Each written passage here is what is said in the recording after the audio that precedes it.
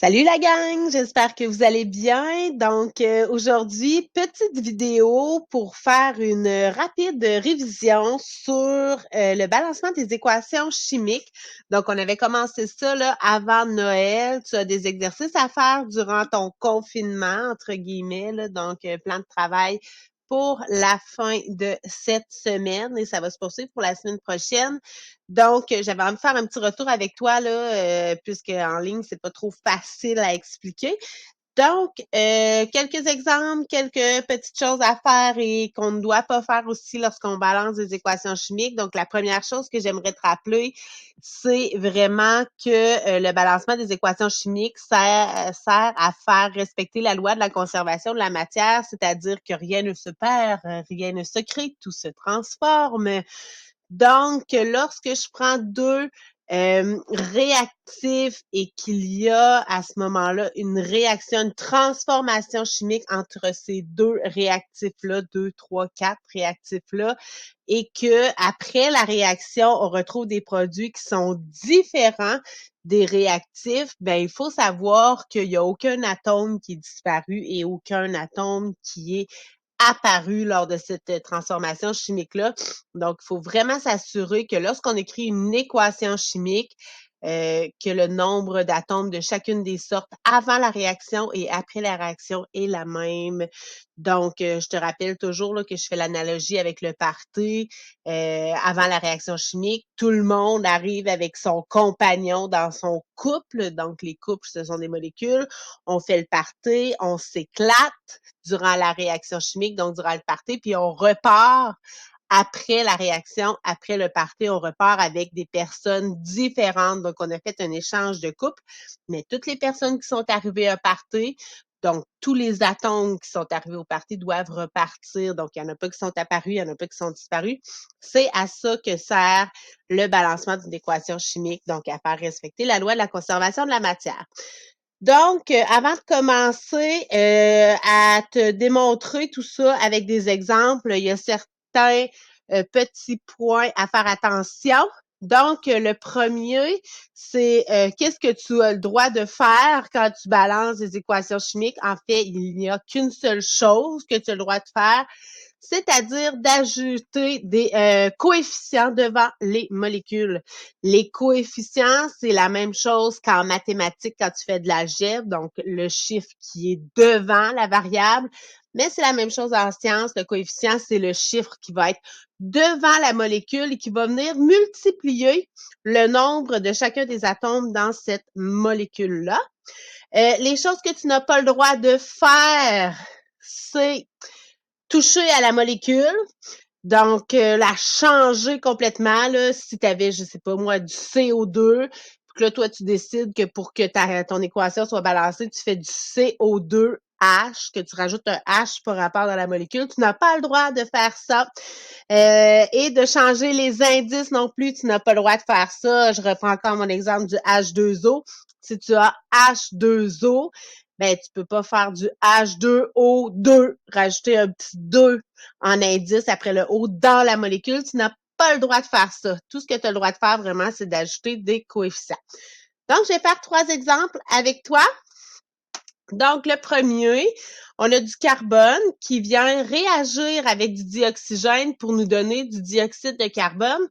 Donc, si on regarde en premier notre équation squelette, donc c'est une équation qui n'est pas balancée, c'est une équation où on a mis seulement les particules qui réagissaient ensemble pour nous donner quel type de particules après. Donc, du côté gauche de la flèche, on retrouve toujours nos réactifs, donc ce qui va réagir ensemble, ce qu'on va mélanger au départ pour obtenir notre transformation chimique. Donc, ça, c'est à gauche. La flèche veut toujours dire se transforme en. Donc, nos réactifs se transforment en produits. C'est le résultat de notre transformation chimique. Ici, c'est du gaz carbonique, donc du CO2. Donc, quand je vais venir balancer ici, je n'aurai pas le droit de venir changer les petits indices, donc les chiffres après les atomes ici, la molécule ici ou la molécule là. J'ai pas le droit de rajouter des petits chiffres en dessous à la place de la virgule, donc des indices. J'ai pas le droit de faire ça. J'aurais pas le droit de rajouter un O après le C dans les réactifs non plus. J'ai pas le droit de faire ça. Donc, j'ai mon équation squelette, j'aimerais la balancer pour m'assurer que la loi de la conservation de la matière est respectée. Donc, la première étape, tu dois compter de chaque côté combien j'ai d'atomes de chaque sorte. Donc, du côté des réactifs, tu vois, j'ai du carbone, j'ai de l'oxygène. Et du côté des produits, j'ai du carbone et de l'oxygène. Donc, les sortes d'atomes sont les mêmes des deux côtés et je dois aller compter combien j'en ai de chaque côté. Donc, du côté des réactifs, j'ai pas de petits chiffres après le C. Donc, ça veut dire que il y en a un carbone. Donc, comme en maths, l'exposant 1, on le met pas. Ben, l'indice 1 en sciences, on ne le met pas non plus. Donc, j'aurais un atome de carbone qui réagit ici avec 2 atomes d'oxygène. Le petit 2 après le O m'indique que j'ai un oxygène qui tient la main à un oxygène. J'ai donc une molécule de dioxygène. Donc, je m'écris en dessous des réactifs que j'ai un atome de carbone et 2 atomes de dioxygène. Du côté des produits, je vais aller faire le compte aussi. Donc, dans ma molécule de dioxyde de carbone, je n'ai pas de petit indice à côté du C. Donc, ça m'indique que j'en ai un. Et pour l'oxygène, j'ai un petit 2 en indice. Donc, ça ici, c'est une molécule de dioxyde de carbone. Ça veut dire que j'ai un atome de carbone qui tient la main à 2 atomes d'oxygène. Donc, je peux faire le décompte ici. Ensuite, ma deuxième étape, c'est de venir comparer si les atomes que j'avais avant se retrouvent en même quantité après la réaction. Donc, ici, un carbone avant dans les réactifs, un carbone après dans les produits, c'est égal. Pour l'instant, ça va bien. Pour l'oxygène, ben, j'en avais 2 atomes d'oxygène dans les réactifs et j'ai 2 atomes d'oxygène dans les produits. Donc, ça aussi, c'est équilibré. Donc, tout le monde qui est arrivé au party est reparti du party dans un nouveau couple qui a été formé. Mais tout le monde qui était là au départ est là à la fin. Mon équation est donc déjà balancée. Je n'ai pas à ajouter de coefficient. Donc, comme tu remarques, ici, j'ai des 1 fictifs devant mon carbone, devant mon dioxygène et devant mon dioxyde de carbone. Mais comme en maths, encore une fois, les coefficients 1, on ne les met pas. Donc, c'était mon exemple 1. On va aller faire un autre exemple où on a un petit peu plus de travail à faire. Donc, ici, on a du calcium, Ca, qui va réagir avec du dioxygène, O2, et tout ça va se transformer en oxyde de calcium, CaO. Toujours prendre le temps de bien identifier nos réactifs à gauche et nos produits à droite. Ensuite, on vient compter combien on a d'atomes de chaque sorte, de chaque côté. Encore une fois, on a du calcium, de l'oxygène à gauche, du calcium, de l'oxygène à droite. Pour l'instant, ça va. Maintenant, on compte. Calcium, pas d'indice, ça veut dire que j'en ai un. L'oxygène, j'ai un indice 2, ce qui veut me dire que j'ai 2 atomes d'oxygène qui se tiennent la main dans une molécule. Donc, un calcium pour 2 oxygènes du côté des réactifs. Du côté des produits, j'ai l'oxyde de calcium. Je n'ai pas d'indice pour le calcium, je n'ai pas d'indice pour l'oxygène, ce qui veut dire que j'ai un atome de calcium qui tient la main à un atome d'oxygène. Je viens comparer. Calcium, j'en ai un avant, j'en ai un après, ça va. Mais j'ai un problème avec mon oxygène. Mon oxygène, j'en ai 2 avant et un après. Dans le party, ça se peut pas que clic, j'ai un oxygène qui a disparu du party mystérieusement. Ça se peut pas.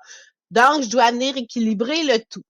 La façon de faire, je te rappelle, tu as le droit d'ajouter des coefficients seulement. Donc, je pourrais pas venir dans mon CaO, venir mettre un petit 2 ici pour équilibrer la patente. Je peux pas.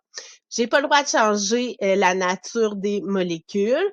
Donc, ce que je pourrais faire, c'est venir mettre un petit 2 devant la molécule au complet. Ça va venir changer. J'ai combien d'atomes de chaque sorte ici dans les produits. Si j'ai 2 molécules de CaO, ça veut dire que j'ai 2 fois le calcium qui tient la main à l'oxygène. Ça va venir changer le nombre. Donc, la façon de calculer rapidement, moi, ce que je fais, je prends mon coefficient et je viens le multiplier par l'indice de chacun de mes atomes dans l'intérieur de ma molécule. Donc, du calcium, 2 fois 1, je suis rendu à 2 calcium. Et pour mon oxygène, 2 fois 1, je suis rendu à 2 oxygènes. Donc, c'est venu changer la quantité d'atomes que j'avais dans mes produits. C'est beau, je suis venue régler mon oxygène, je suis à 2 dans les réactifs, 2 dans les produits, mais j'ai un problème au niveau de mon calcium. Ce n'est pas équilibré. J'ai comme un calcium qui est apparu de nulle part. Je vais venir rééquilibrer la chose. Donc, ce que je pourrais faire, c'est venir mettre un 2 devant mon atome de calcium du côté des réactifs. Ça va venir changer le compte dans mes quantités d'atomes ici dans les réactifs. Donc, 2 fois mon petit 1 imaginaire ici, je suis donc rendue à 2 atomes de calcium dans les réactifs. Je pense que je suis correcte maintenant. 2 calcium dans les réactifs, 2 calcium dans les produits, ça va. 2 oxygènes dans les réactifs, 2 oxygènes dans les produits, ça va aussi. Donc, maintenant, mon équation, elle est balancée. Donc, voilà pour l'exemple 2. Comme tu as vu, tout ce que je fais, c'est d'ajouter des chiffres devant les molécules, puis quand ça reste un coefficient 1, je ne l'écris pas. Donc, deuxième niveau de difficulté, j'ai eu 2 réajustements à faire ici. On fait un autre exemple avec plus de sortes d'atomes. Donc, le HCl, l'acide chlorhydrique ici, qui va venir réagir avec du dioxygène pour se transformer en dichlore et en eau, H2O. Donc, encore une fois, j'identifie mes réactifs à gauche et mes produits, donc le résultat de ma transformation chimique à droite. Je dois aller compter toutes les sortes d'atomes que j'ai de chacun des côtés. Puis là, tu vas remarquer que moi, j'ai comme un petit truc pour être sûre de ne pas me mélanger. Donc ici, ça va, je les écris mes sortes d'atomes, l'hydrogène, le chlore, l'oxygène, mais du côté des produits, je les réécris dans le même ordre que du côté des réactifs. Donc, c'est plus facile de comparer quand c'est sur la même ligne horizontale. Donc, ça, c'est mon petit truc pour être sûr d'éviter là, de me tromper quand je vais faire mes comparaisons. Ensuite, je dois aller compter. Donc, hydrogène, j'ai pas d'indice, donc ça veut dire que j'en ai un. Même chose pour le chlore. Alors que pour le dioxygène, ben, j'ai encore une molécule de dioxygène, donc 2 oxygènes qui se tiennent par la main. Du côté des produits, le chlore, j'en ai 2 qui se tiennent par la main. L'hydrogène et l'oxygène dans l'eau, ce que ça m'indique, cette formule chimique-là de la molécule, c'est que j'ai 2 hydrogènes qui tiennent la main à 1 oxygène. Donc, on fait le décompte, 2 hydrogènes, 2 chlore, 1 oxygène du côté des produits. Donc, il n'y a rien d'équilibré. Je dois commencer en quelque part. Je vais y aller avec mon oxygène. Donc, je sais qu'il vient toujours en paire de 2 ici du côté des réactifs. Donc, je vais venir mettre du côté des produits un 2 devant la molécule d'eau. Ça va venir changer la quantité d'hydrogène que j'ai ainsi que la quantité d'oxygène que j'ai. Donc, ça va devenir quoi? 2 molécules d'eau, donc 2 fois 2 hydrogènes, je me ramasse avec 4 hydrogènes. Puis 2 fois 1 oxygène dans chacune des molécules, je me ramasse avec 2, je me retrouve avec 2 oxygènes et 4 hydrogènes du côté des produits. Bon, j'ai fixé ici mon oxygène, ça va. Mais là, j'ai débalancé mon hydrogène. Donc, si j'en ai 4 du côté des produits, j'aimerais en avoir 4 du côté des réactifs. Je vais donc venir mettre un 4 devant mon acide chlorhydrique. Ça va venir changer mon nombre d'hydrogène et mon nombre de chlore du côté des réactifs.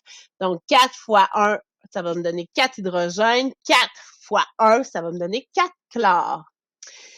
Donc, je viens fixer mon hydrogène. Il me reste mon chlore à aller fixer. Donc, 3 étapes d'ajustement ici dans ce balancement d'équation chimique-là. Donc, si j'en ai 4 chlore du côté des réactifs, j'aimerais en avoir 4 aussi du côté des produits. Donc, si chaque molécule de dichlore vient en paire de 2, donc un chlore qui tient la main à un autre chlore, ben, je dois avoir 2 fois ce genre de molécule-là pour faire 2 fois 2 et avoir 4 chlore du côté des produits. Est-ce que je suis correcte maintenant? Donc, 4 hydrogènes réactifs, 4 hydrogènes produits, ça va. 4 chlore dans les réactifs, 4 chlore dans les produits, ça va. Et 2 oxygènes de chacun des côtés, ça va aussi. Mon équation est donc maintenant balancée. Donc, encore une fois, hyper méga important. Tu vois que ce que j'ajoute, ce sont que des chiffres en couleur devant les molécules. Ici, j'avais 2 oxygènes du côté des réactifs. Ça aurait été facile pour moi de venir ajouter un petit 2 après l'oxygène dans l'eau, mais je n'ai pas le droit de venir ajouter des indices ou de venir les changer. Donc, j'avais pas le choix de faire doubler la molécule au complet ici d'eau dans les produits pour que ça fonctionne. J'utilise un code de couleur pour chaque ajustement que je fais. C'est plus visuel aussi. Et j'essaie de garder le tout structuré. Donc, je vais te demander de faire vraiment cette démarche-là quand tu vas faire tes exercices. Parce que c'est la meilleure façon, en fait, pour pas se tromper, parce que commencer à compter tout ça dans sa tête, on devient un peu perdu. Donc, obligatoirement pour toi, quand tu feras des exercices, tu devras faire la démarche telle qu'elle a été présentée dans cette vidéo-là, du moins pour les exercices que tu feras lors de notre confinement. Je termine en te rappelant ce que tu as le droit de faire. J'espère que j'ai été assez claire. Tu n'as le droit que d'ajouter des coefficients devant les molécules et ton coefficient vient multiplier tous les atomes à l'intérieur de ta molécule.